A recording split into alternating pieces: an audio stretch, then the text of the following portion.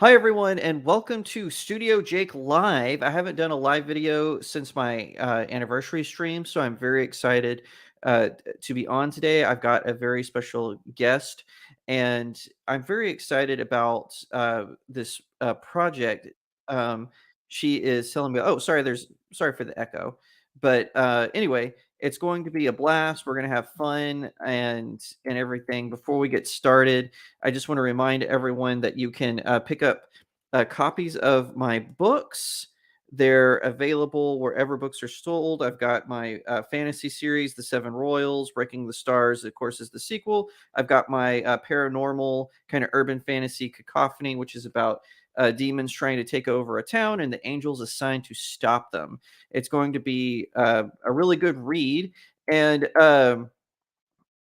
speaking of good reads, I have my friend um, C.S. Johnson, who has written so many books, including the Starlight Chronicles, the Girl of All My Memes, and a ton of other projects. I know I'm saying some of her older stuff because I haven't known her for as long as she has been writing, so I'm reading. So I'm reading all of her stuff, kind of catching up. But I'm going to bring her on today because not only is she a fantastic author, she's a really good friend of mine.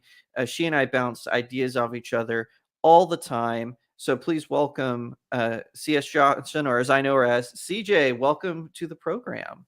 Yes, thank you. You're one of the few people that still calls me CJ. A lot of people have gotten used to calling me CS, and I'm like, okay. Yeah, I know it's kind of hard to break old habits. So you kind of have a big announcement. Um, You've done comic books in the past, but it seems like you are actually going to do a new project. So why don't you tell everyone what you've been up to and what your new project is going to be? all right. Yeah, okay. So I've been writing a comic this past year, and it's finally getting drawn. Yay! So I'm going to be doing a Kickstarter next year, starting in January for it, and it's about. I decided that I'm tired of New York superheroes, so it's going to be Atlanta's musical superhero, and he's going to um, just fight human traffickers because that's the other thing that Atlanta's known for. so, There's also really bad senatorial candidates, but it's neither here nor there. oh well, I don't know. At this point, I'm a monarchist, I think. That's true. So tell us a little bit about your project. So it's Discord, Atlanta's Guardian Angel of Music, right? That's Right. the title for the My Kickstarter. shirt here. Yep. Oh, So very cool. yeah, my swag's already up.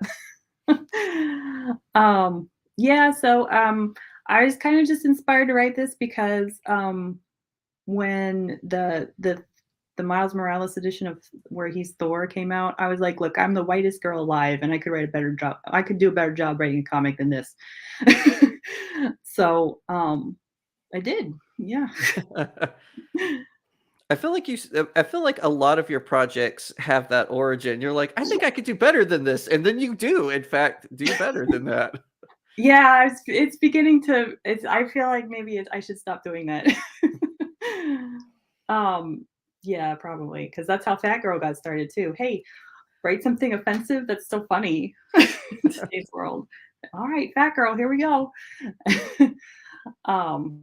Yep. That's not. Yep. So tell us about your hero. Can you give us a little Okay. snippet of what's going on? All right. So my hero's name in real life is Stephen Kibwa, and his dad's an immigrant from Ethiopia.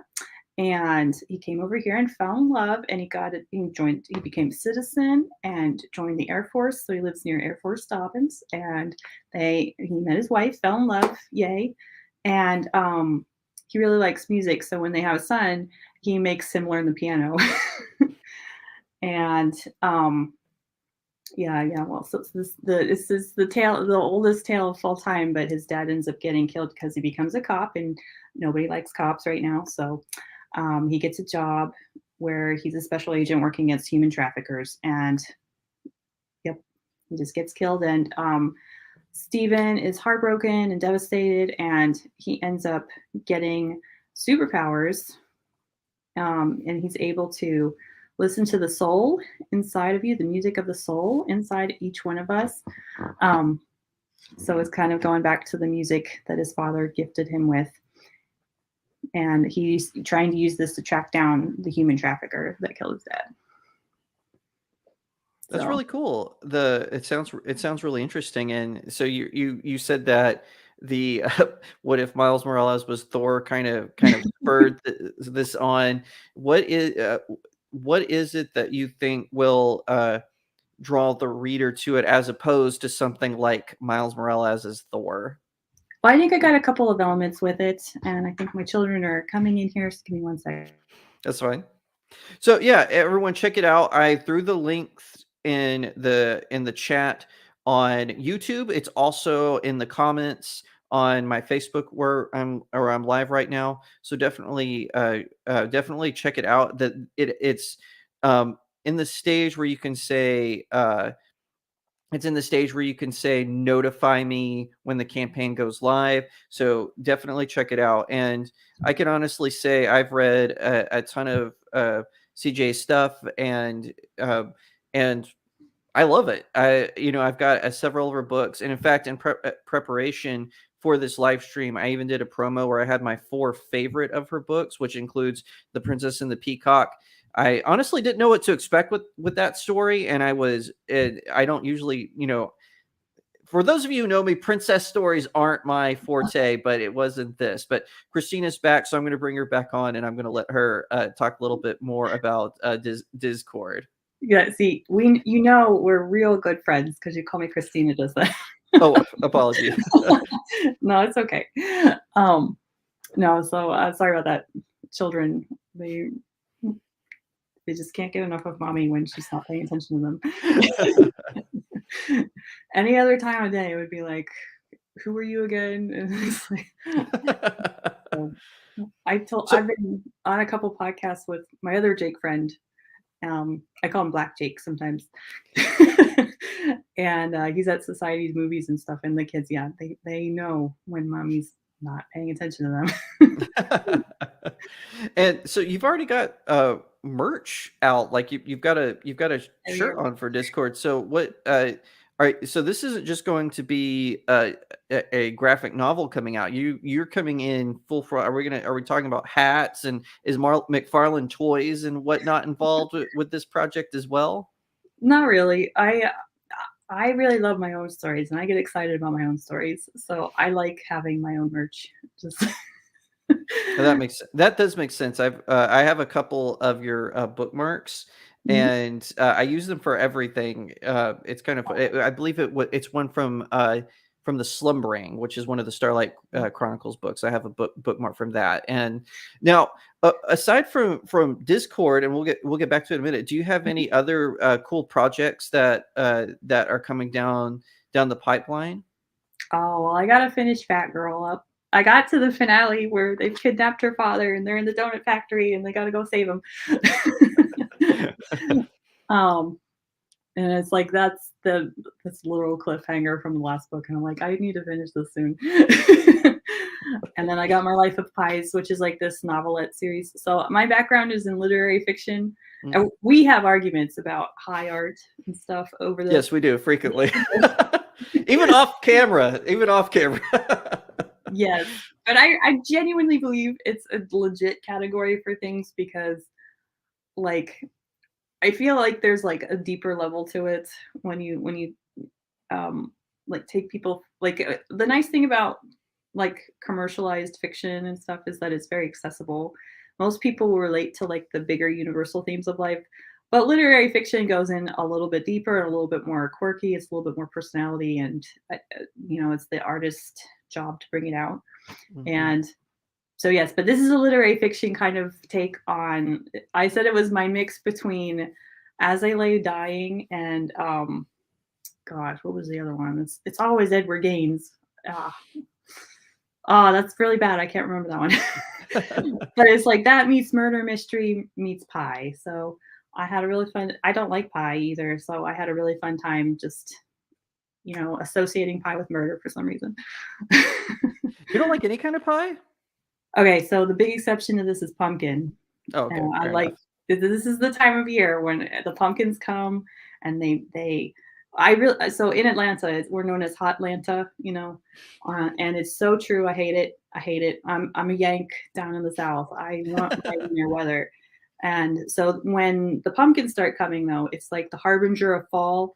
And I don't know, I guess it's kind of funny to me that when you take the pumpkin and you cut it up and you bake it into a pie, I get to eat it.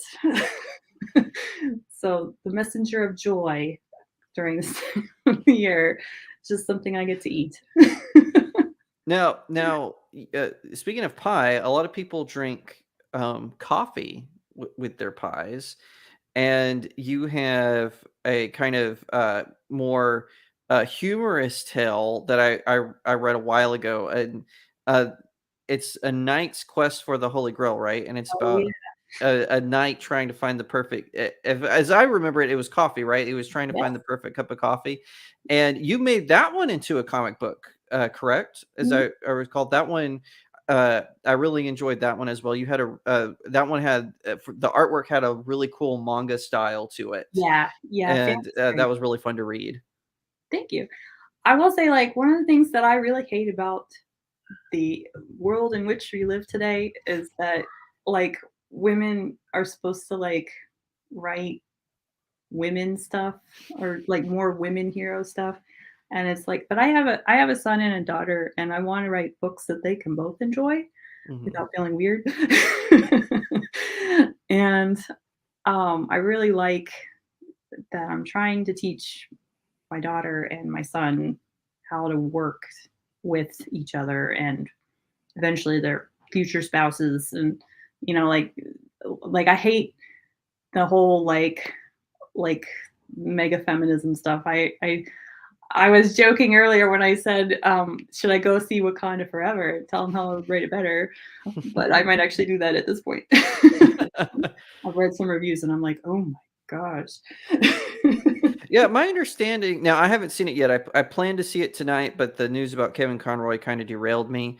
So I I'm gonna go see it tomorrow. But from what I've read, no one's really complained so far that it was woke necessarily. The first Black Panther had woke moments, but I don't think overall it was a woke film. Just my opinion. Mhm, With Wakanda Forever, it seems like most of the criticism has been that it's too long and that it's all over the place with mhm. the story. That's kind of disorienting. So both of us as authors, I can imagine us sitting through a film like that and being going, "Oh man, why didn't they just do this?" That's how I felt about Morbius. I was like, why didn't they do this? They could have done that. And why did you waste Matt Smith's talent? All this. So, and also, why did you cast Jared Leto at all for anything ever? So anyway, those everyone I'm on Twitter sure I knows could that see I on am a a huge critic of Jared Leto's acting skills in that he has none. So other than he has a creepy voice and he can make a creepy look, but that does not make you a good actor if you have one note that you can hit. boy, and he Go has ahead, a feel free to really nice respond. beard sometimes. The nice beard. Okay, fair enough. The nice beard. Mark Wahlberg has a nicer one when he grows it out, but in my opinion, no homo. So but to that note, is there like some sort of? It doesn't have to be comic book related, but is there an upcoming film that you are looking forward to that you think will be a really good, or that looks really good to you? The only one that I can think of off the top of my head are all animated films. I can't think of after Top Gun Maverick and The Northman. I can't really think of any other movie where I'm like, oh dang, that looks good. What Uh, what do you think? okay, so films, no. No, we're in that age where the YouTubers who review them are better than the review. It's true. I got my one friend hooked on pitch meetings.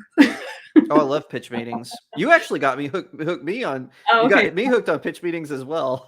Well, at this point, then I need to reach out to Roy and George and just say, "Hey, I'm getting a lot of people for you."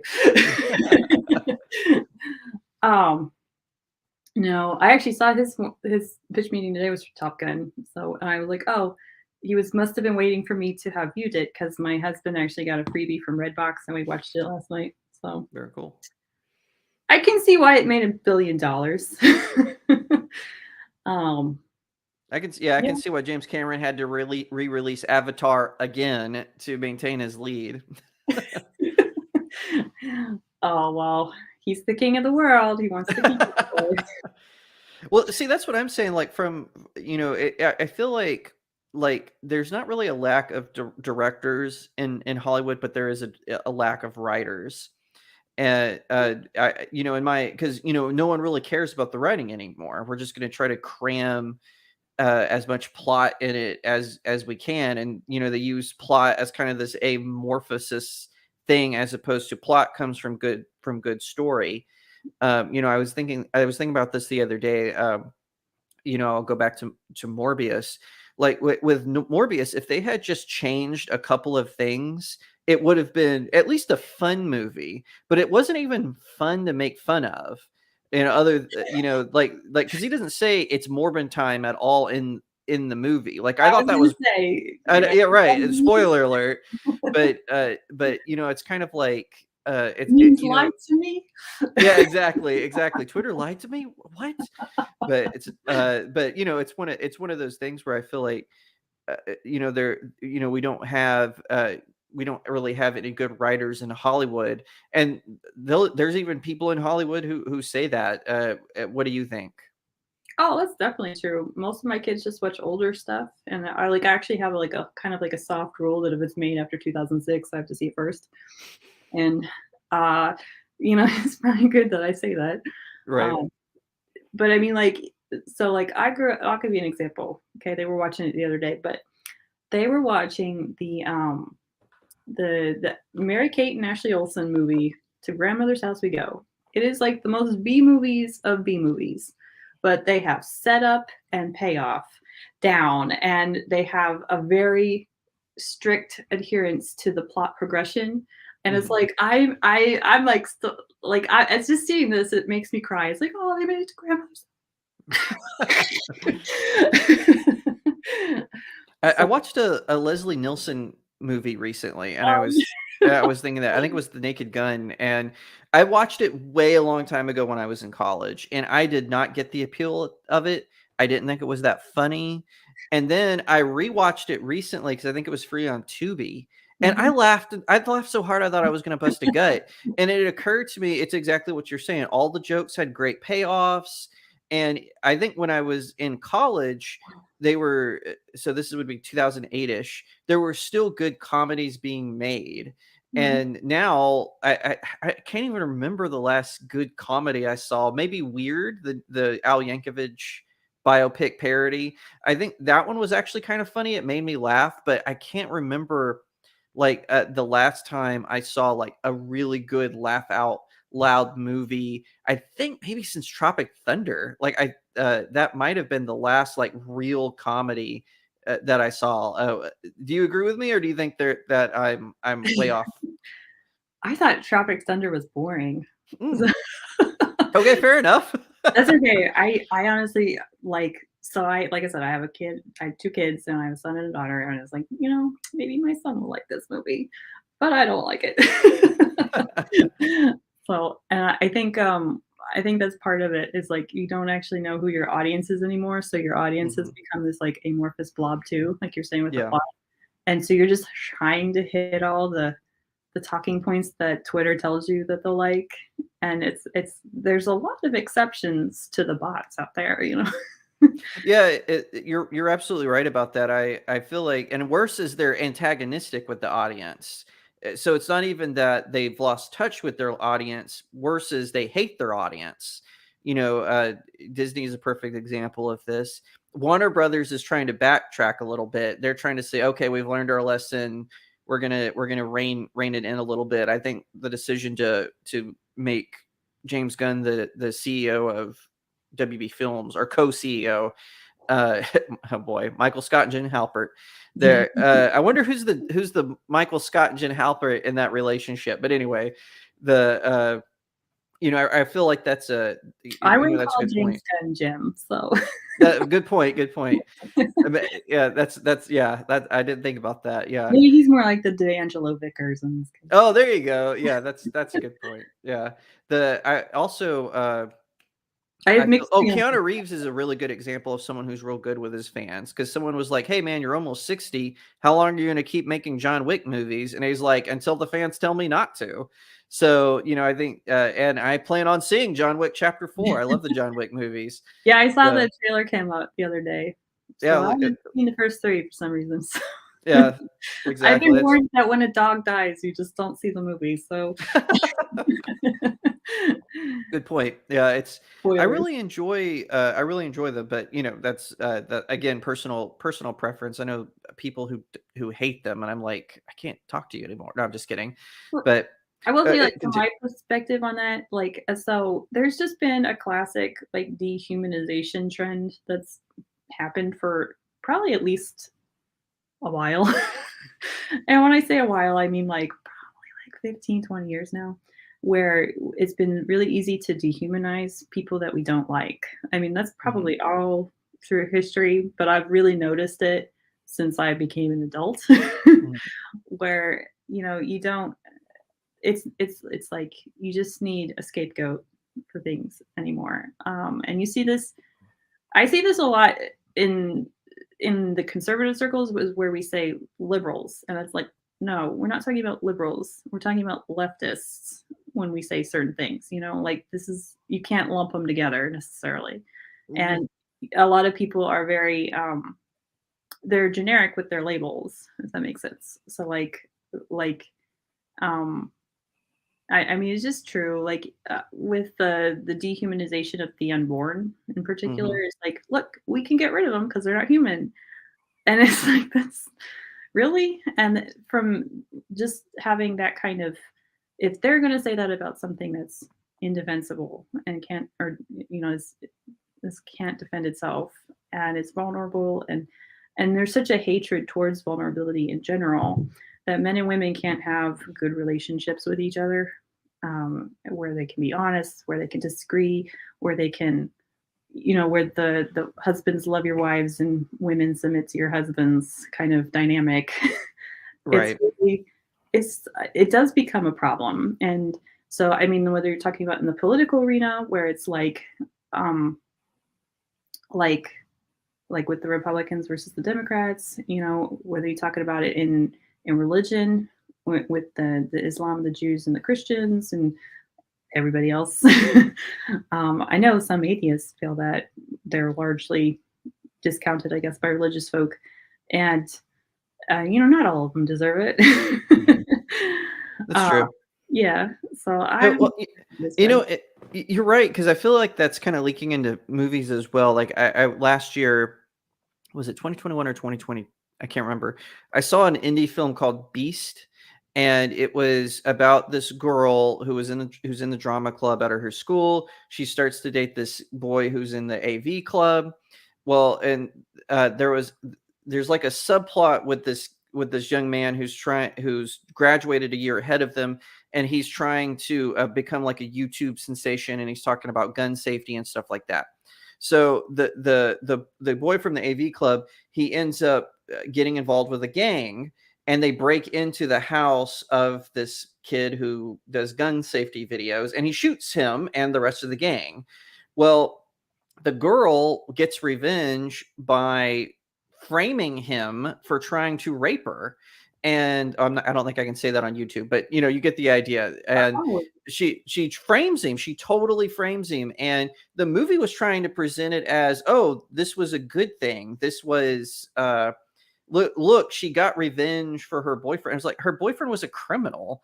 It's like, but mhm. they wanted to demonize the guy who was trying to just be a YouTube sensation. He was doing nutty videos and reacting poorly to comments and things like that. But it was kind of like they were trying to set him up as this monster.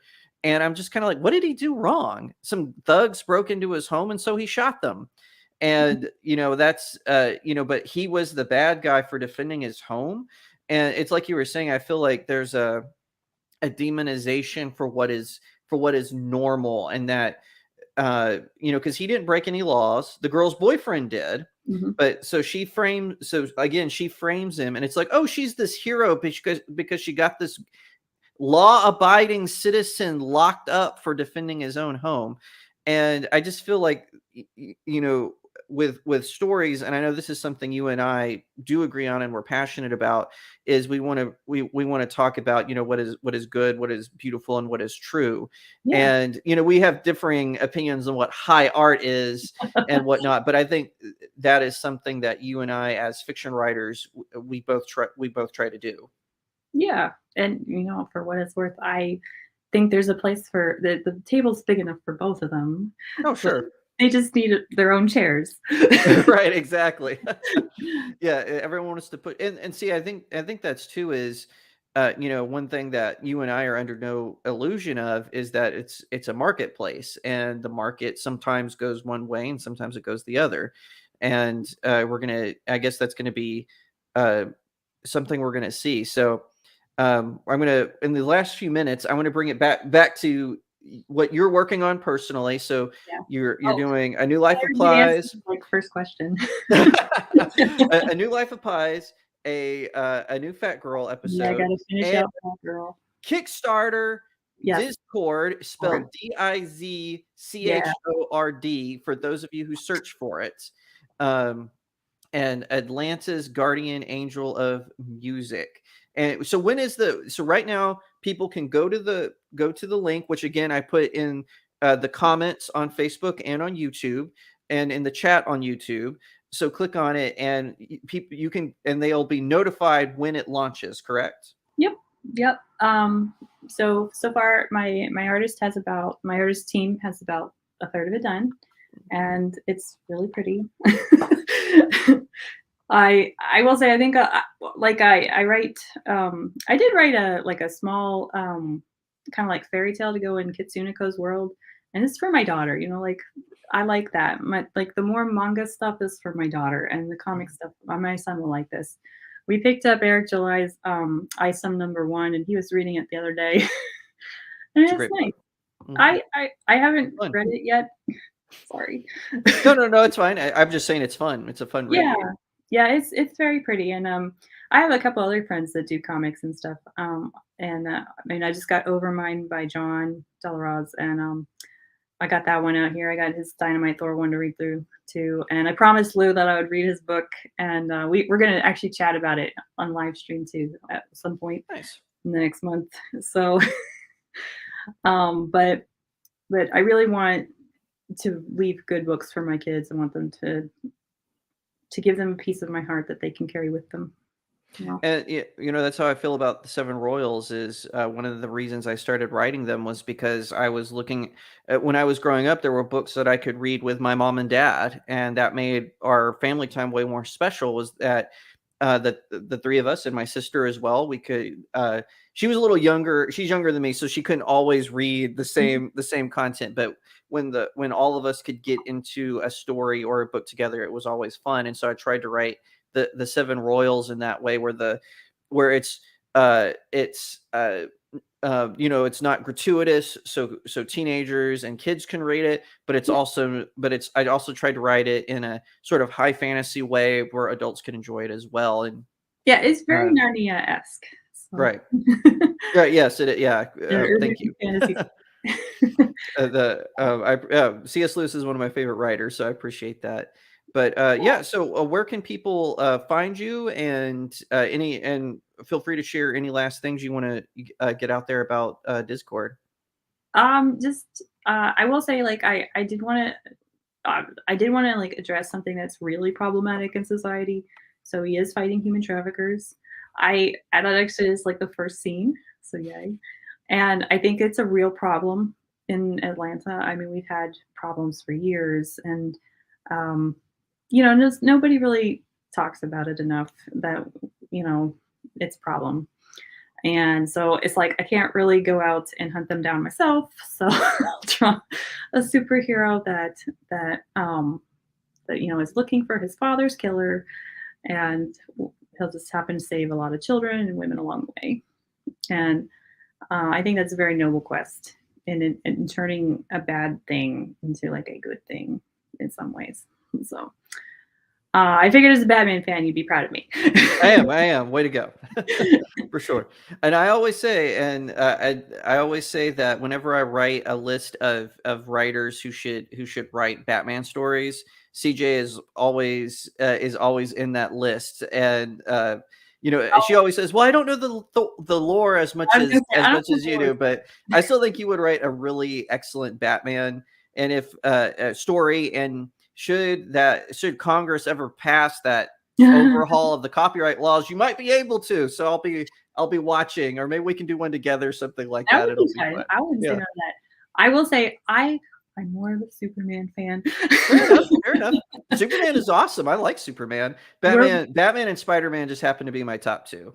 Yeah, my kids and I are actually watching so the first like superhero-esque type thing that I let the kids watch was Jackie Chan, the Jackie Chan Adventures. I love Jackie Chan. I loved him growing up. I was so excited. I was like, all right, you guys are old enough. We can watch this. It's fake. For Um, sure. yeah, but we started watching the Superman from the DCAU, the animated universe with Oh, the all right. With series. Tim Daly is Superman. Yeah, yeah. So that one, the good one. Yeah.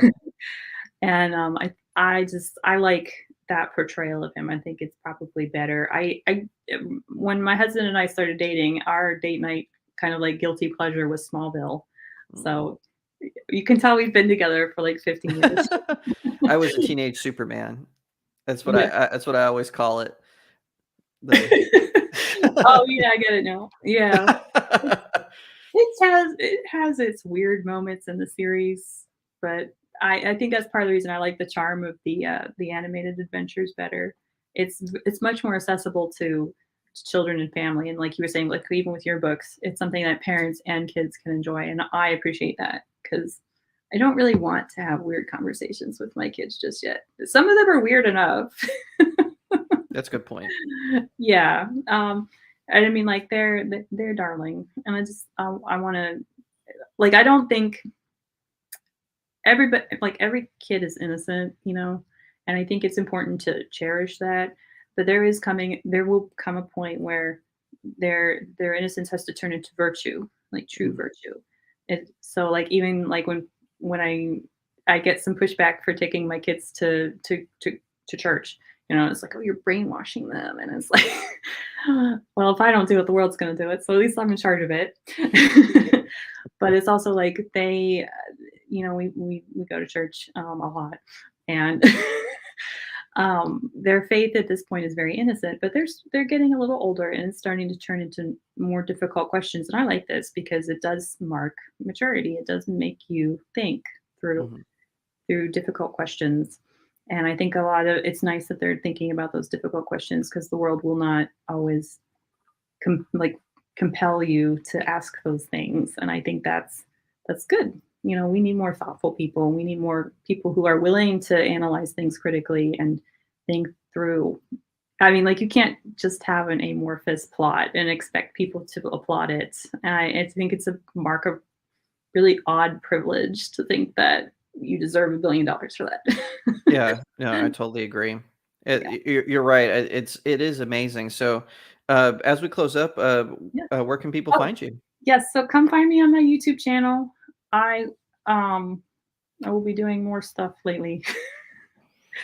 um I have a couple of really good people that are working with me to help get more stuff done, just editing and stuff, and that's nice. And then I'm hoping, like I said, I'll have Discord #1 out next January. It'll be at the end of January. January is the National Human Trafficking Month awareness, and I thought it was a good way to end the month.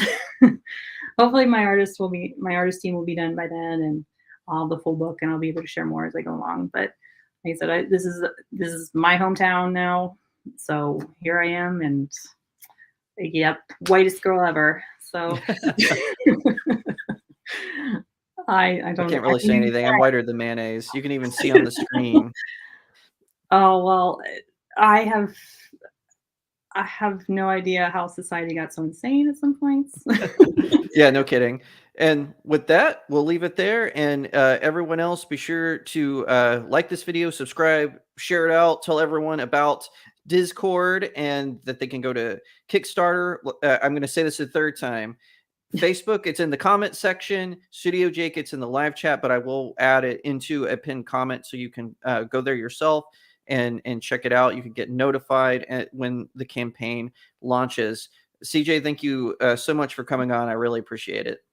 Oh, well, the pleasure's all mine. To everyone else, I'll see you next time right here on Studio Jake.